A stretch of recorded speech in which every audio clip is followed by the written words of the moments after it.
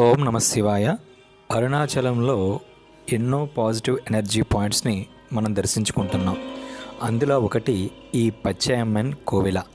అమ్మవారు ఎందరికో కులదేవత. వారి వారి ఇండ్లలో ఏ శుభకార్యమైనా అమ్మవారి అనుమతి ఆశీర్వాదం తీసుకోకుండా ఆరంభించరు.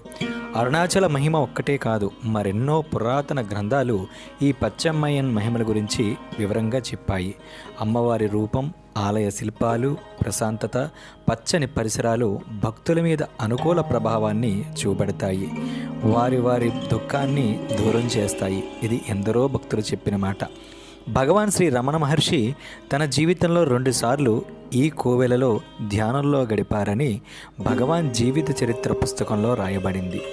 ఆలయం చిన్నదిగానో ఇరుకుగానో అనిపించిన ఎన్నో విశేషాల నిలయం ఈ ఆలయం. చైత్ర పౌర్ణమి ఉత్సవాలలో వేలాది మంది భక్తులు పాల్గొంటారు.